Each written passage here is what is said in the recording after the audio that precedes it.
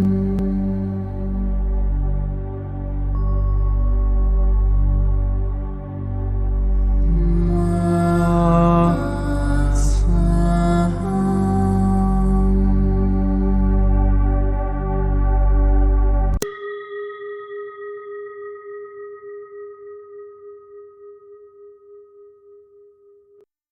qui suit est la transcription d'un échange entre Mathias De Stefano, désigné ici comme moi, et son soi supérieur désigné comme je suis. Dans cette capsule, la voix féminine incarnera le moi, tandis que la voix masculine représentera le je suis.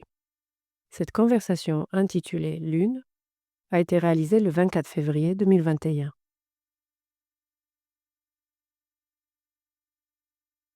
Tu sais, quand on regarde le ciel et qu'on contemple les étoiles, je pense que les humains ont tendance à prendre pour acquis l'une des plus belles choses qui illuminent notre Terre, la Lune. Depuis mon enfance, elle me fascine. C'est parce qu'on n'apprécie pas ce qu'on a sous les yeux. Aucune autre planète de notre système solaire n'a le luxe de pouvoir regarder à l'œil nu le ciel et voir un astre si proche qui nous permet de voir des cratères d'astéroïdes, vieux de millions d'années, des vallées et des plaines, des couchers et des levées de soleil. Tout cela en une seule image, là, en silence. Et le plus merveilleux de tout, c'est qu'elle tourne autour de nous. Elle est là, chaque jour de notre vie.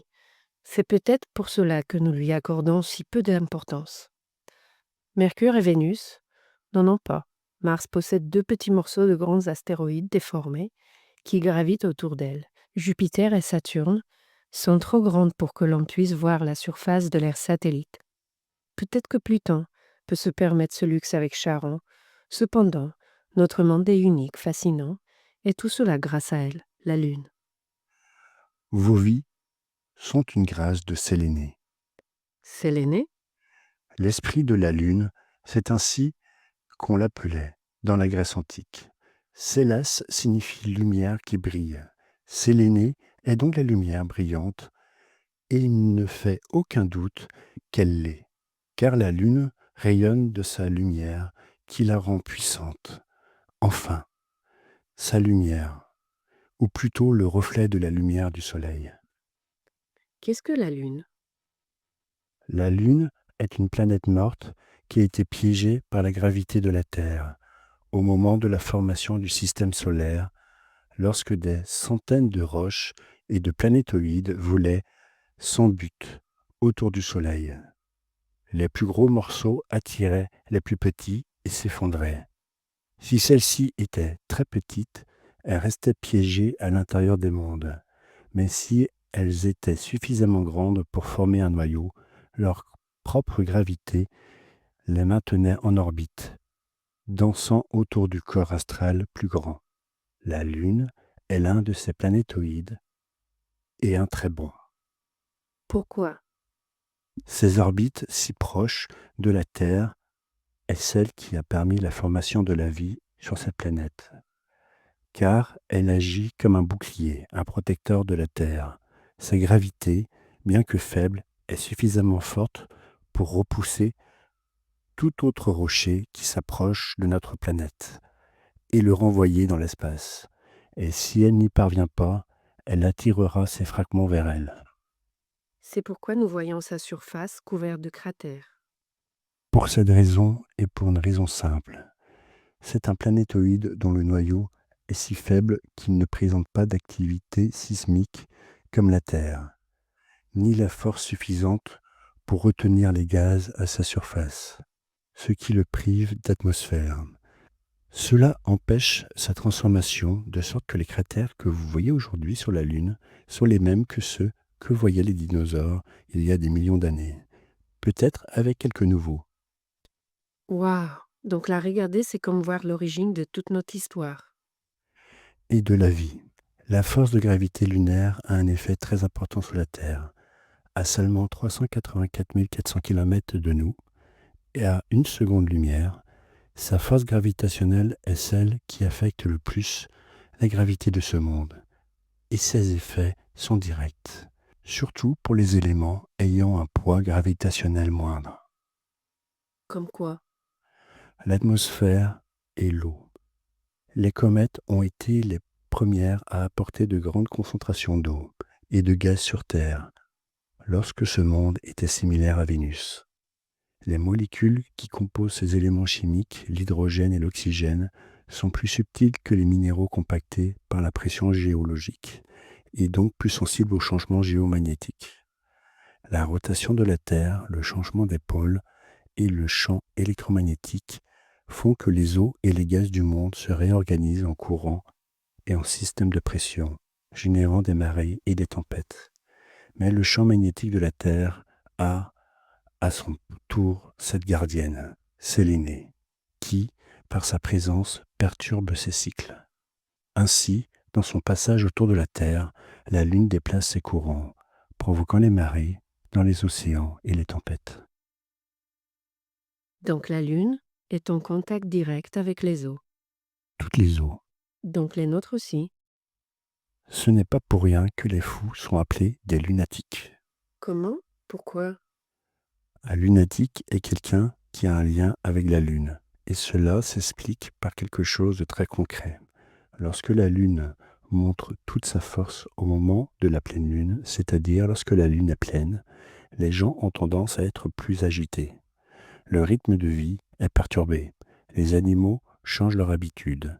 Les mammifères entrent en période de reproduction, ce qui s'est maintenu dans la culture humaine, mais d'une manière romantique.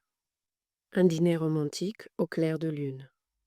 Cela facilite la reproduction, et c'est pourquoi le cycle menstruel s'aligne sur celui-ci. La période de fertilité des femmes trouve son harmonie entre la pleine lune et la nouvelle lune. Mais il se passe aussi d'autres choses. Les changements hormonaux provoquent à la fois plus d'excitation, qui peut être sexuelle ou agressive, car la sexualité était liée à la lutte pour obtenir des femelles et du territoire. C'est pourquoi les mâles deviennent fous. Le sang monte à la tête, et il est impossible de penser clairement. La pression est plus forte et le cycle du sommeil est perturbé, ce qui rend tout le monde un peu fou. C'est pourquoi les anciennes traditions parlaient d'histoires étranges ou effrayantes qui se déroulaient les nuits de pleine lune, comme les vampires, les loups-garous, les meurtriers, les sorcières, et pendant la période chrétienne, on lui attribuait un caractère diabolique, car les païens avaient l'habitude de faire leurs cérémonies pendant les jours de pleine lune, où ils honoraient la fertilité, la sexualité, les semailles. En effet, les anciens se guidaient d'après la lune pour savoir comment semer, et ainsi, lors de leur cérémonie, ils tenaient des comptes. C'est pourquoi les Romains l'ont appelé Luna. Quel est le rapport? Tout. Luna est une déformation du mot Lochnas, issu de l'indo-européen loch, qui a également donné naissance au mot lux, lumière. Et sa signification est plus concrète, lumière blanche, rayonnante. Leuc a donné naissance au mot grec leukos, qui signifie blanc, comme dans leucocyte, globule blanc. Mais les Romains appelaient également la Lune d'une autre manière, Mona. Mona? Comme l'animal? Le singe? Non, Mona, comme le nom pour un. En grec, monas signifie unité. Une mona est une unité de mesure. Ainsi, une monade est liée à ce qui est en unité. Et un concept de mona est une unité de mesure, équivalente au mot mètre, mais appliquée au temps. C'est ce mot qui a donné naissance au mot mois. Et dans le passé, les mois n'étaient pas alignés sur le soleil, mais sur le cycle de la lune. 13 mois de 28 jours chacun. Le calcul 13 fois 28 était le guide le plus clair pour réguler les périodes de semis, de récolte, de voyage, de reproduction, de commerce. Tous les processus de la vie quotidienne étaient ainsi nommés en relation avec la lune. C'est ce mot qui a donné au peuple saxon le nom de Mess pour désigner la lune, c'est-à-dire son nom anglais actuel, Moon. Donc en anglais, lune signifie mois ou une unité de mesure temporelle. Exactement. Tous les peuples du monde possédaient deux calendriers, un calendrier solaire et un calendrier lunaire. Le calendrier solaire était utilisée pour les concepts plus importants, tels que les saisons, les solstices et les équinoxes, afin de suivre les constellations et les processus transpersonnels et divins.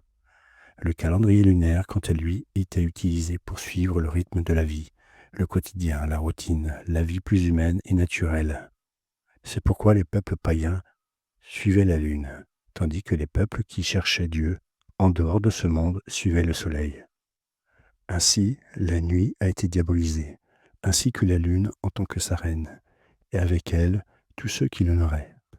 C'est pourquoi le concept de lunatique englobait tous ceux qui étaient en dehors de la normalité établie. La lune donc fait bouger nos os, notre vie, le quotidien, c'est-à-dire qu'elle régule tout ce que nous sommes, notre être, notre personnalité, notre interaction avec le monde. La lune est le symbole maternel. Elle protège ses enfants des maux extérieurs. Elle fait bouger et contrôler la vie, régulant l'évolution, l'interaction de tous les êtres vivants de ce monde. Il y a des gens qui pensent qu'elle est fausse, qu'elle a été placée là par une race supérieure pour nous surveiller, une sorte de vaisseau spatial. Nous sommes peut-être tous les deux lunatiques, mais cette idée est exagérée. On voit toujours la même face, pourquoi ne voit-on pas l'autre côté? Elle ne tourne pas? La Lune fait partie d'un processus naturel qui s'est naturalisé depuis des millions d'années. La Lune a une rotation beaucoup plus lente que la Terre. Il lui faut un peu plus de 27 jours pour faire un tour sur elle-même, c'est-à-dire le même temps qu'il lui faut pour faire le tour de la Terre, ce qui donne l'impression qu'elle montre toujours la même face. Sa présence ne se limite pas à la surveillance. Elle nous protège également des menaces mortelles telles que les comètes et les astéroïdes, tout en faisant battre votre cœur, circuler votre sang, créer des vagues sur les plages, faire pleuvoir et provoquer des tempêtes. Elle vous fait ressentir des émotions profondes pour les êtres vivants qui vous entourent. Si la Lune était une machine, elle serait alors la plus belle et la plus merveilleuse machine que nous pourrions avoir à nos côtés. C'est la Lune qui a régulé la période fertile de votre mère, pour qu'elle puisse vous porter, pour que vous puissiez naître et exister. C'est pourquoi la Lune vous unit à votre mère plus que tout autre élément du cosmos. C'est pourquoi la Lune est l'esprit de la Grande Mère. Elle régule le temps et la vie. Elle éveille les émotions de votre être, car c'est elle qui régule les cycles hormonaux de votre corps. C'est pourquoi elle régule ta colère, ton amour, ta joie et ta frustration. Elle est ainsi présente dans chaque relation de ta vie. Elle te relie à chaque individu, à ta mère en premier lieu, à ta famille, à la façon dont tu aimes tes partenaires, à la façon dont tu t'exprimes avec tes amis, aux qualités de l'âme qui te maintiennent actif dans la vie, en traitant les cycles de celle-ci. Se pourrait-il que la vie humaine soit un désastre parce que nous n'utilisons pas un calendrier lunaire? C'est l'un des éléments clés et des piliers qui expliquent le désordre sur Terre. Se laisser guider par des calendriers mal utilisés. Diviser les mois de la vie quotidienne avec des mois qui décrivent des processus de transcendance spirituelle fait que l'on vit en désaccord en niant la lune, en la reléguant à un simple décor nocturne, alors que c'est à cet astre que vous devez tout, que vous devez ce que vous êtes. Nous devrions donc faire tout notre possible pour revenir à un calendrier lunaire et rétablir l'ordre de la vie quotidienne, des cycles naturels. Cela mettra de l'ordre chez les lunatiques en les transformant en artistes. Cela mettra de l'ordre chez les femmes en leur rendant leur pouvoir.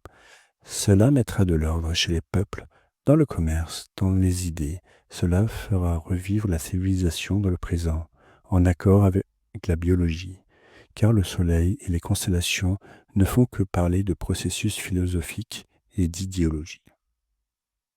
Un système social futur, comme l'antocratie basée sur la biologie, devrait donc être guidé par la Lune. Sans aucun doute. Sinon, il sera voué à l'échec. La Lune est la clé de ton être. Lui retirer le pouvoir qu'elle mérite, c'est te retirer ton propre pouvoir. La Lune ne te contrôle pas. La Lune fait partie de ton être. C'est elle qui a permis à tes premières cellules d'exister. C'est elle qui t'a permis d'exister. Et non seulement tu lui dois la vie, mais tu es la vie dans sa grâce divine. L'équilibre de mon être dépend de ma vie alignée sur la Lune. Waouh! La Lune est le temps qui régule ton espace.